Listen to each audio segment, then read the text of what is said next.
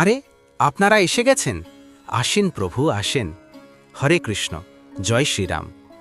আমরা আজকে বাল্মীকি রামায়ণ এপিসোড 3 শুরু করছি, যা বাল্মীকি রামায়ণের উপর আশ্রয় করে তৈরি করা হয়েছে। এই এপিসোডগুলো থেকে রামায়ণের অনেক অজানা রহস্য জানতে পারবেন এবং পরমেশ্বর ভগবান শ্রীরামচন্দ্রের প্রতি শ্রদ্ধা আরও বেড়ে যাবে। তাহলে আর দেরি কেন, শুরু করা যাক। প্রথমে সকলের চরণে আমার মস্তক অর্পণ করছি। আপনাদের পাশে যদি হেডফোন থাকে তাহলে কানে লাগিয়ে নিন। চলুন আমরা সকলে রথে উঠি। আপনারা সকলে রথে উঠে গেছেন? ঠিক আছে, যাওয়া যাক। আমরা চলে যাচ্ছি সপ্তম মন্বন্তরের 24 নম্বর চতুর্যুগ বা দিব্যযুগ। এপিসোড 1-এ জেনেছেন অযোধ্যার সৌন্দর্য কেমন ছিল, এবং এপিসোড 2-এ আপনারা জেনেছেন মহারাজ দশরথ চমৎকার মর্যাদার অধিকারী ছিলেন, কিন্তু তারপরেও তিনি অসুখী ছিলেন। আচ্ছা প্রভু, মহারাজ দশরথের এরকম অসন্তুষ্টতার কী কারণ ছিল? তার কারণ হল অনেক প্রচেষ্টা সত্ত্বেও তার বংশ রক্ষার জন্য তিনি কোনো পুত্র সন্তান লাভ করতে পারেনি। অনেক ভেবেচিন্তে অবশেষে মহারাজ দশরথ পুত্র লাভের উদ্দেশ্যে অশ্বমেধ যজ্ঞ করার সিদ্ধান্ত নিলেন। দশরথ মহারাজের মুখ্যমন্ত্রী ছিলেন সুমন্ত। মহারাজ দশরথ সুমন্তকে তার পারিবারিক পুরোহিতদের ডাকতে পাঠালেন। যখন বশিষ্ঠ ও বামদেব কর্তৃক নির্দেশিত হয়ে ব্রাহ্মণগণ সমবেত হলেন, তখন মহারাজ তাদের সবাইকে সম্বোধন করে বললেন, হে সর্বোত্তম ব্রাহ্মণগণ, বহুকাল ধরে আমি একটি পুত্র সন্তান লাভের বিলাসী করে আসছি, কিন্তু আমার সব প্রচেষ্টা বিফল হয়েছে। উত্তরাধিকার না থাকার কারণে আমি কোনো সুখ পাচ্ছি না। আপনারা যেহেতু শাস্ত্র সিদ্ধান্তে অভিজ্ঞ ও দক্ষ, তাই আমাকে সঠিক পথে পরিচালিত করতে পারবেন সেই বিষয়ে আমি দৃঢ় নিশ্চিত। তখন পুরোহিতগণ অশ্বমেধ যজ্ঞ করার জন্য অনুমতি দান করলেন। তারপর মহারাজ দশরথ তার মন্ত্রীদের যত দ্রুত সম্ভব যজ্ঞের প্রয়োজনীয় আয়োজন ব্যবস্থা করার নির্দেশ দিলেন। এই সময় সুমন্ত মহারাজ দশরথকে একটি ঘটনার বর্ণনা শোনাতে পাশে ডেকে নিলেন। তখন সুমন্ত মহারাজ দশরথকে বলেন, সনত কুমার তিনি ভবিষ্যৎবাণী করেছেন যে আপনি ভবিষ্যতে অশ্বমেধ যজ্ঞের মাধ্যমে 4 জন মহিমান্বিত পুত্র সন্তানের জনক হতে যাচ্ছেন। তিনি আরও বলেন যে অশ্বমেধ যজ্ঞ সম্পাদন করার জন্য ঋষ্যশৃঙ্গকে কৌশল রাজ্যে আসতে অনুমতি দিলে আপনি আপনার বন্ধু রোমপাদের সহায়তা পাবেন।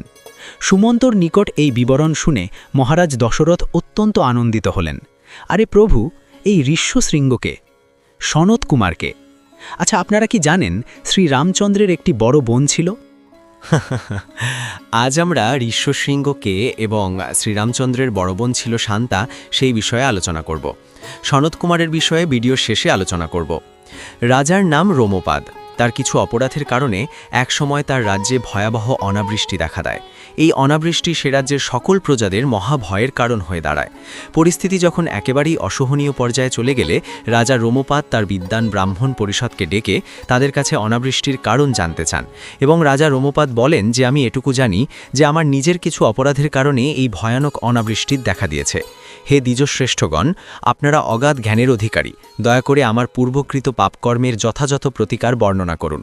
ব্রাহ্মণগণ উত্তর দিলেন, হে রাজন, মৃগী ঋষি নামে এক মহান ব্রহ্মর্ষি বনে বাস করছেন। তিনি কশ্যপ মুনির পুত্র। মৃগী ঋষির একটি পুত্র আছে যার নাম ঋষ্যশৃঙ্গ। যদি আপনি ঋষ্যশৃঙ্গকে এনে আপনার কন্যা শান্তার সাথে তার বিবাহ দেন, তাহলে তাৎক্ষণিকভাবে অনাবৃষ্টি দূর হবে। প্রকৃতপক্ষে শান্তা মহারাজ দশরথেরই কন্যা ছিল, কিন্তু নিঃসন্তান বন্ধু রোমপাদের অনুরোধে দশরথ তার কন্যাকে রোমপাদের নিকট প্রদান করেন। রাজা রোমপাদ অনাবৃষ্টি দূর করার উপায় জেনে আনন্দিত হলেন। তখন ব্রাহ্মণগণ ভয়ে বললেন যে, হে রাজন, আমাদের ভয়ের কারণ হচ্ছে যদি আমরা মৃগী ঋষির পুত্রকে তার আশ্রম থেকে নিয়ে আসার চেষ্টা করি, তাহলে মৃগী ঋষি নিশ্চয়ই আমাদের অভিশাপ দেবেন। ঋষ্যশৃঙ্গ তার পিতার সহায়তায় সম্পূর্ণ স্বাধীনভাবে বেড়ে উঠেছেন। তিনি কখনো নারী দর্শন করেননি, এমনকি তিনি অন্য কোনো মানুষকে দেখেননি। তাই স্বভাবতই কারো সঙ্গসুখ সম্বন্ধে তিনি সম্পূর্ণ উদাসীন। হে রাজন, যেহেতু আমরা আপনার মঙ্গল কামনা করি, তাই ঋষ্যশৃঙ্গকে আপনার রাজ্যে আনতে আমার একটি কৌশল উদ্ভাবন করেছি।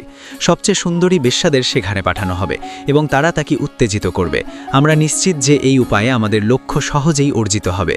মহারাজ রোমপাদ তাদের পরিকল্পনায় সম্মতি দান করলেন। রাজ্যের সবচেয়ে যুবতী এবং সুন্দরী বেশ্যাদের ডেকে আনলেন। রাজার নির্দেশে এবং যথেষ্ট পরিমাণ পুরস্কার পেয়ে তরুণীরা যে কোনো মূল্যে তরুণ ঋষিকে নিয়ে আসার জন্য বনের উদ্দেশ্যে যাত্রা করল। তারপর তারা মৃগী ঋষির নিকটে কুটির স্থাপন করে সুযোগের অপেক্ষা করতে লাগল। দৈবক্রমে একদিন ঋষ্যশৃঙ্গ তার কুটিরের বাইরে ঘুরতে ঘুরতে বেশ্যাদের কুটিরে এসে উপস্থিত হলেন। ঋষ্যশৃঙ্গকে দেখা মাত্রই যুবতীরা উৎফুল্ল হয়ে তার কাছে এসে উপস্থিত হল।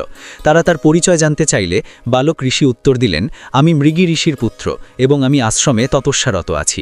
আপনারা সকলেই দেখতে অপূর্ব সুন্দর, তাই আমার ইচ্ছা আপনারা আমার আশ্রমে এসে শ্রদ্ধা ও আতিথ্য গ্রহণ করুন।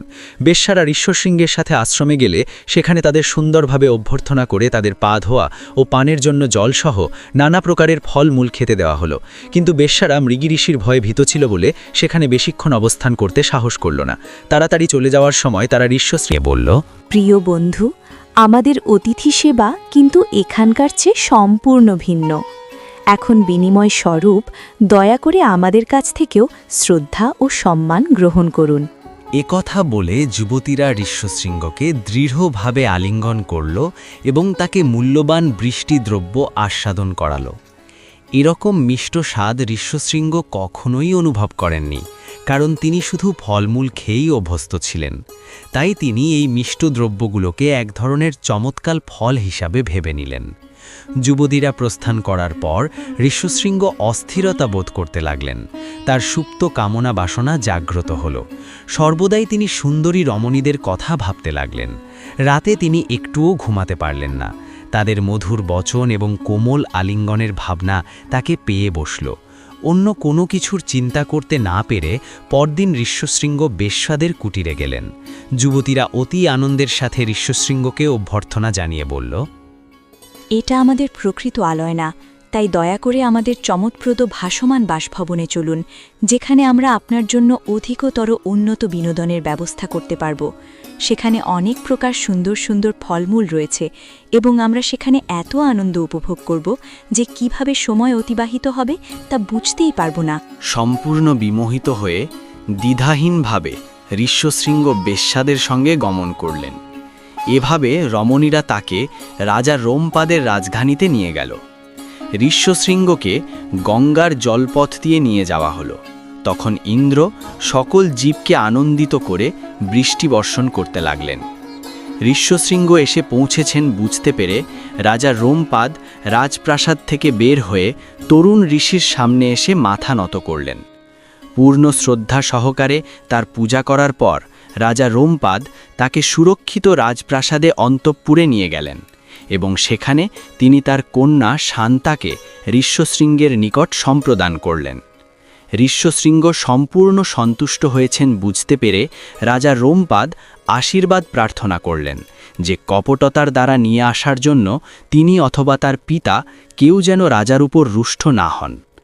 ঋষ্যশৃঙ্গ রাজাকে সে সম্পর্কে নিশ্চয়তা দিলে আনন্দ উল্লাসের মধ্যে দিয়ে তার সাথে শান্তার বিবাহ অনুষ্ঠান সম্পাদিত হল। যাক, দুইটি বিষয় একসাথে উত্তর পেয়ে গেলেন। আরে প্রভু, আরেকটি প্রশ্ন তো বাকি থেকে গেল। সনত কুমার। মনে আছে প্রভু, মনে আছে। সৃষ্টির শুরুতে ব্রহ্মা নিজের মন থেকে যে 4 জন ঋষিকে সৃষ্টি করেছিলেন, সনত কুমার তাদেরই একজন। এরা সনকাদি ঋষি নামেও পরিচিত, যারা আজীবন ব্রহ্মচর্য পালন করেন। তারা সব সময় নবযৌবন সম্পূর্ণ। সনত কুমার ছিলেন ঋষি নারদের গুরু। তিনিও তার ভ্রাতারা বৈকুণ্ঠে ভগবান বিষ্ণুর দর্শনে গিয়ে দ্বাররক্ষক জয় বিজয়কে অভিশাপ দিয়েছিলেন, যার ফলে হিরণ্যকশিপু ও হিরণ্যাক্ষ নামক দৈত্যের জন্ম হয়। আজ এখানেই আমরা বিশ্রাম নিই। সবাই আমার সাথে বলুন, হরে কৃষ্ণ কৃষ্ণ কৃষ্ণ হরে হরে, হরে রাম রাম রাম হরে হরে।